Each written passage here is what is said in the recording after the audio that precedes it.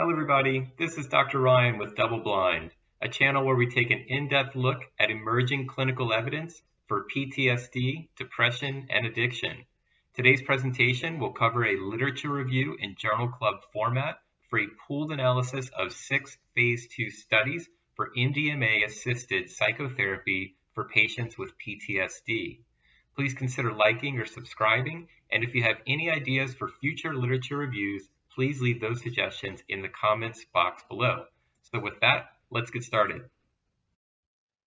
So, as promised, we're going to go ahead and get started at looking at this pooled analysis of 6 phase 2 randomized controlled trials in patients with PTSD using MDMA-assisted psychotherapy. Now, these trials and this paper help set the design and rationale for the phase 3 trials, one of which is currently underway.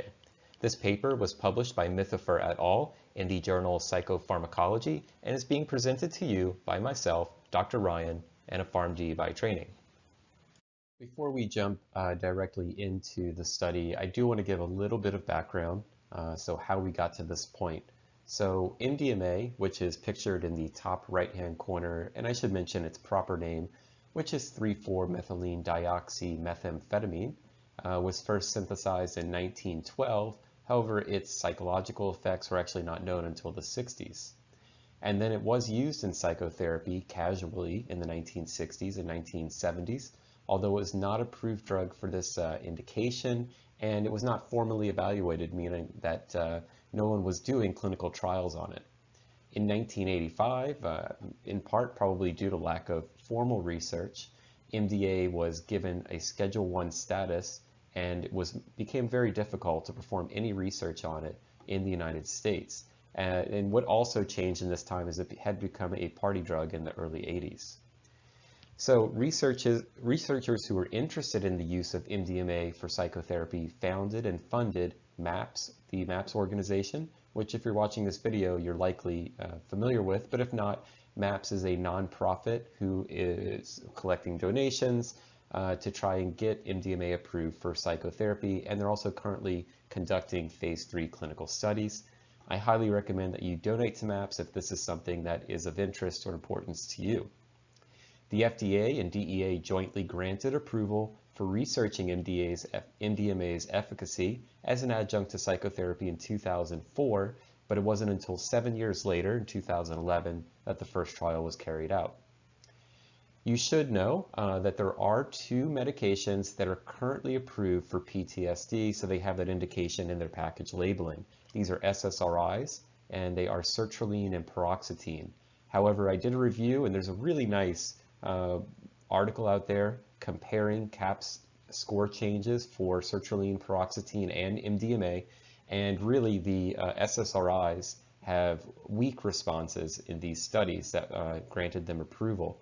They were also short duration, so none of the studies went beyond 12 weeks. They had large dropout rates, and when you look in the guidelines, they're really only conditionally recommended for use in PTSD. So it's not a home run.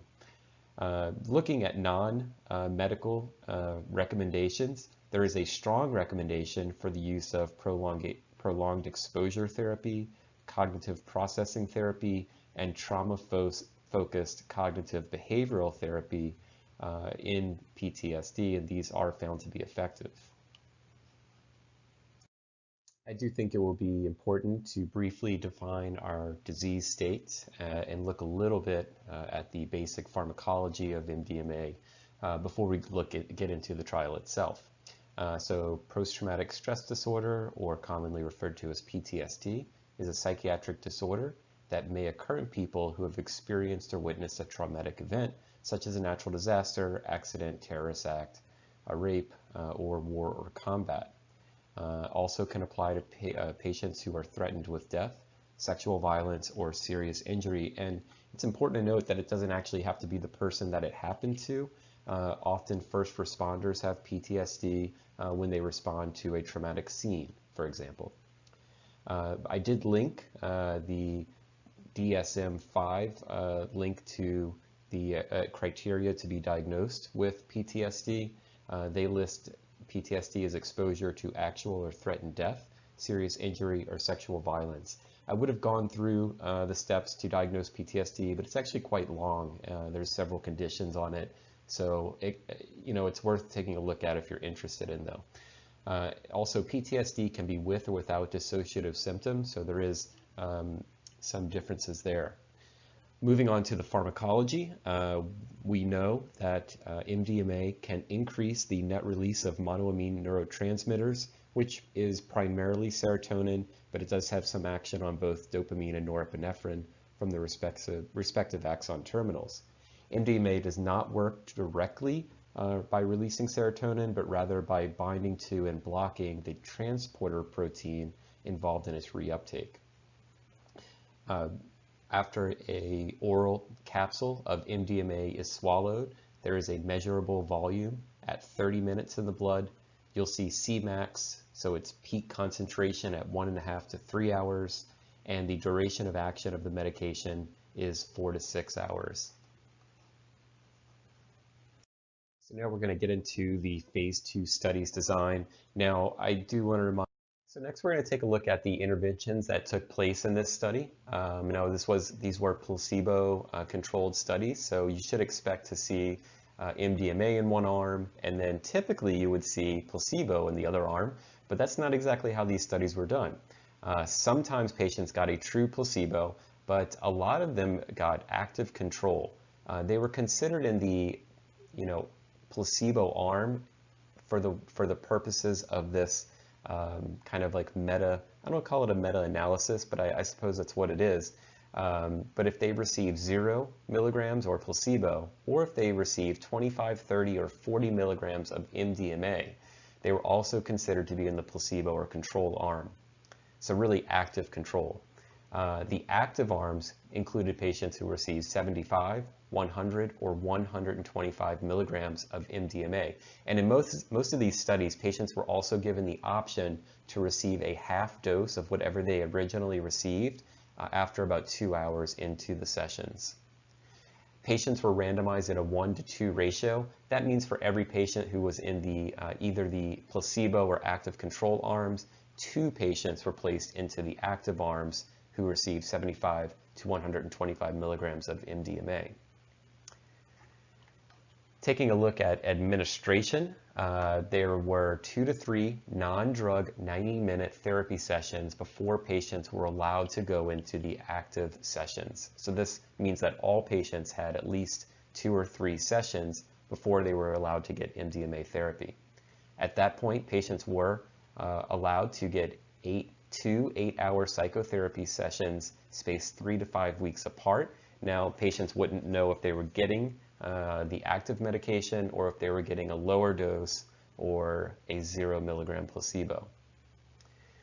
Initial doses, again, I mentioned this, but initial doses were supplemented with an optional dose, which was equal to half of the initial dose, an hour and a half to 2.5 hours into therapy. 50 participants who received the 100 milligram or 125 milligram doses also had the option for a third experimental session. It should be noted, and we'll see this on a later chart, that there was no control to compare these two. So you can't do a proper blinded placebo-controlled analysis, but it's still important to see the results, and I think they are interesting, so I'm glad they did them. And ultimately, controls who had received somewhere between 0 to 40 milligrams of MDMA were considered to be in the placebo or active control arm, were allowed to cross over in these studies, and ultimately they had 203 sessions of active medication throughout the studies. On the right-hand side of this slide, I just showed the flow chart for the number of patients who were screened, how many were actually enrolled in the studies. So 488 had telephone screens. A total of 108 were enrolled in these double-blind studies, 2 of which were open label, so just a little glitch there. It seems like 105 were randomized, and then a total of 91 completed the long-term follow-up endpoint, and 83 completed the long-term follow-up questionnaire. So I want to take a moment to discuss the outcome measures for these phase 2 studies. The primary endpoint for each of these studies was a CAPS-4 assessment. And this slide really is meant to talk about what the CAPS-4 is. So the CAPS-4 is a semi-structured interview for addressing PTSD symptom clusters. It is considered the gold standard for assessing PTSD, and it was developed at the VA for patients who were returning from war and had PTSD symptoms. The test itself is a subject-administered test, or a clinician-administered test, excuse me, of a total of 20 questions, each which has a score of 0 to 4. Now, when we look at tests such as this, it's really useful if they have an MCID defined, or minimally clinically important difference, because that's how much a patient needs to decrease for them to actually have an improvement that is clinically observable. And the MCID for the CAPS-4 is 15. Now, if we look back at those sertraline and the other SSRI paroxetine that is approved for PTSD, those did not cross an MCID of 15 in their studies, so something to keep in mind. And they still were granted, an indication despite that. And we talked about why that might be, just because there really isn't anything else to treat this really difficult disease. I wanted to give an example question of the CAPS-4 questionnaire. So one might say, in the past month, have you had any unwanted memories of whatever event it is while you were awake? And so not counting dreams. And if the answer is yes, that may be a point, and then they might go and talk about how severe they are. So ultimately, a score is adjudicated, and a patient is placed into a certain category of PTSD, for PTSD. Now, the average patient in this study, again, was an 84. So the average patient had extreme PTSD that was enrolled in these phase 2 studies. One more thing about the CAPS-2 is both frequency and intensity are measured by the clinician who is giving the test or giving the examination. So there are several, it's something of a matrix type questionnaire. Looking at the key secondary endpoint, which was the BDI-2, this is a depression index with a max score of 63, and kind of different here. The MCID on the BDI-2 is dependent on baseline severity. It's not a cut and dry number, so I'm not able to give an MCID like I was able to for the CAPS-4. So now what we might all be waiting for, what was the primary efficacy outcome for these phase 2 studies? So again, the primary efficacy outcome is going to be measured in CAPS-4 scores. The results were gathered 1 to 2 months after the second and third experimental sessions. And from my experience, this is a little bit different than what other trials have done. Sometimes they are taken right after. For example, in the case of esketamine, depression scores are taken right after it's given. And again, we need to be reminded that the active group received between 75 and 125 milligrams of MDMA, whereas the control group received between 0 and 40 milligrams. And again, it's thought that anything under 40 milligrams and under isn't enough MDMA to give a threshold experience of helping process trauma. So looking at the results ultimately were a mean difference from control of CAPS-4 score of -22. So that means that the MDMA patients had CAPS-4 scores, when measured, 22 points lower than that of the placebo group.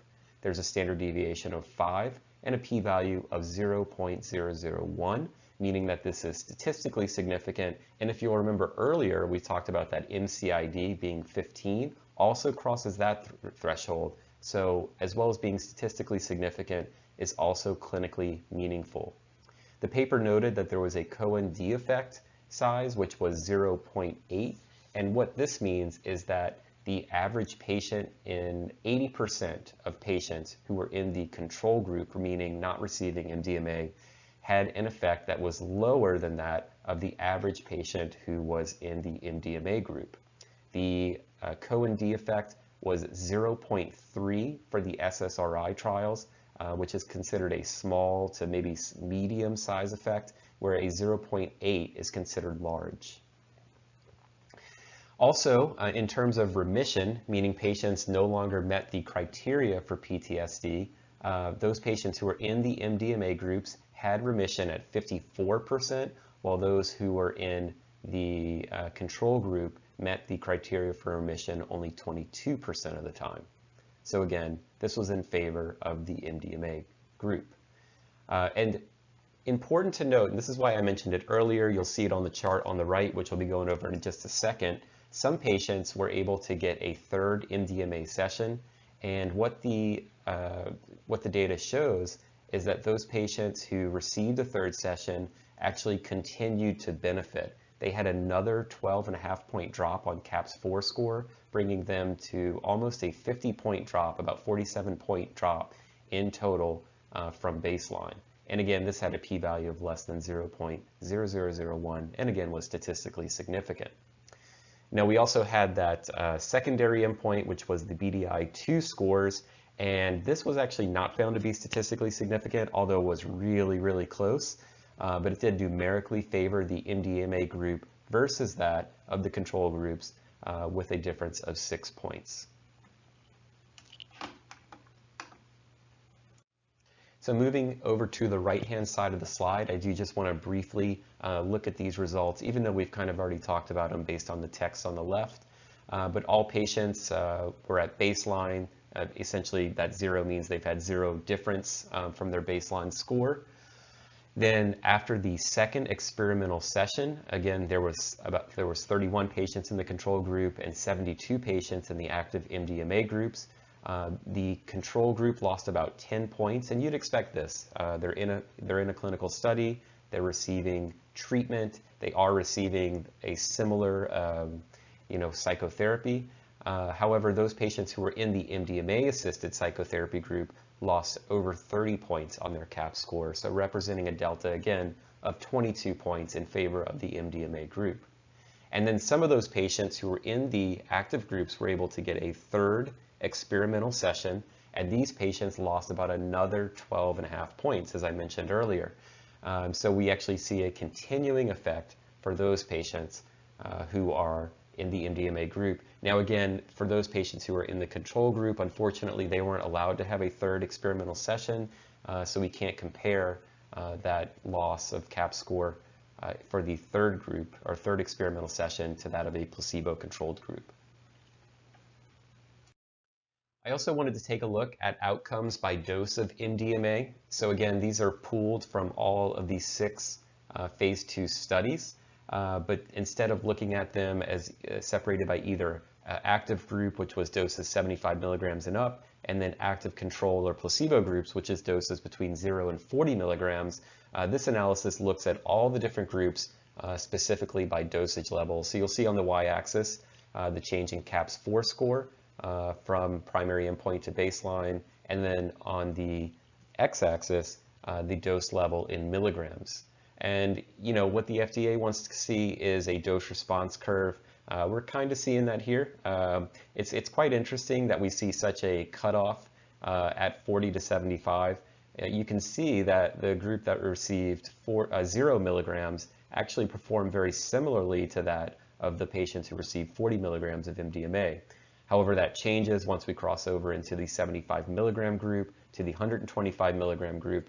And we're going to flash forward to the phase 3 studies. They're actually going to be using doses of 80 and 120 milligrams in the phase 3 studies. And it might make a lot of sense about why that is. If you notice, the 75 milligram group doesn't really see much more benefit from that of the 125 milligram group. And if you look at the confidence intervals, which are these brackets on the other side, they would be considered statistically similar to one another in a formal analysis. And also you see really wide margins at the 125 milligram level. And this might be because maybe patients were having anxiety at the highest dose. Some patients really benefited from it, and then some patients may have had some type of maybe adverse reaction to it. And we'll see that anxiety is one of the most common adverse reactions in the clinical trial. So that's really just a guess by me. I have no basis for that, but it is a thought. And that's probably why they're going to be moving forward with the 80 and 120 or 125 milligram dose in the phase 3 studies. So of course, anytime that we look at efficacy, we also need to provide fair balance and take a look at safety and treatment emergent adverse events. Generally speaking, there were no unexpected MDMA-related serious adverse events. There were 4 total serious adverse events reported during the blinded treatment period, and I've listed 2 of them. One of them was a suicidal ideation on a 30 milligram dose, and then also an exacerbation of ventricular extrasystoles at 125 milligram dose. It should be noted that suicidal ideation transiently increased in some participants and was more common in the active MDMA group. That may have had to do with baseline characteristics, as these patients had more suicidal ideation at baseline in the active MDMA group, just the way things sorted out. Should also, another subnote here, there was no suicidal behavior during the treatment period after dosing. A majority of expected reactions were rated mild or moderate, and the frequency of reports decreased over the 7 days following experimental sessions. So what this is telling us is they were transient in nature and they tended to decrease over time. Compared to the SSRI studies, there was a much lower dropout rate, always a good sign for a clinical study, at only 7.6% in these phase 2 studies versus 30%, which we've talked about earlier, in the SSRI studies. On the right-hand side of the slide, I have listed the most common adverse reactions during the experimental sessions. And you might expect these. You're talking about a traumatic thing that's happened in your life. The most common adverse effect, or one of the most common, is anxiety, followed by dizziness, fatigue, headache, and jaw clenching. It is a stimulant, so you'd expect a lack of appetite. Can also cause nausea. I think that's a common side effect of MDMA. And then if you look specifically at psychiatric treatment effects, you see anxiety and depressed mood is the most common, as well as irritability and panic attack. I think some of these did occur at fairly high percentages, interestingly enough, in the control group, as well as the active MDMA group. And I think some of the adverse events seen here are going to be caused by therapy by itself. So when we look at the difference, these studies aren't powered to really look at individual adverse events, but you might be able to guess and kind of use clinical judgment and think about what the MDMA is causing versus what the actual psychotherapy session is causing. So we're just about ready to conclude this presentation. I want to thank you for your time ahead of time before we finish, but I did write a few pearls and take-home thoughts for you. Overall, the treatment of MDMA for psychotherapy for use in PTSD patients was safe and effective. We saw that the MDMA group crossed the minimally clinically important difference. It also was statistically significant in its improvement for PTSD over that of placebo. The safety findings were typically rated mild or moderate. However, we did see 4 total serious adverse events in the studies. A long-term follow-up study was recently released. I would recommend giving it a read if you're interested in this type of stuff, where 97% of patients reported benefits, while only 8.4% reported harm. And some of those patients who reported harm also reported benefit, so it was a mixed finding. These findings were sustained at 1 to 3.8 years post-treatment, and I want to contrast that to the SSRIs, who really didn't have any information beyond 12 weeks. So not only is it more beneficial, we also have information going longer out for these patients that it was beneficial. Again, we have 2 SSRIs with indications, but there really are few alternative medical treatments. There are some medications that are used off-label. However, none are thought to be extremely effective. And this is a difficult to treat group with few pharmacologic treatment options. This assessment, this paper that we've gone over today, has helped to guide the design of the phase 3 studies, which are now ongoing. I know MAPS has started one of those phase 3 studies, the second of which is not yet started. Those studies will ultimately have 100 patients each for a total of 200 patients in its phase 3 program. The doses will range between 80 and 120 milligrams. I mentioned that a little bit earlier about why those doses were probably chosen. And again, those patients in those trials will also have the option to have an extra 50% about 2 hours into the session. So they'll have a choice of an additional 40 or 60 milligrams of MDMA during the session. This is a total of a 12-week treatment period, and I'm sure they'll have probably up to a year follow-up in these studies, would be my guess. I would say that we have the potential approval for late 2021, maybe more likely to be 2022, looking at the timing, considering we're almost finished with 2020. Thank goodness. All right, I want to thank everyone once more for taking the time to listen to this journal club and presentation for patients who are taking MDMA for PTSD along with psychotherapy. Thank you so much. Goodbye.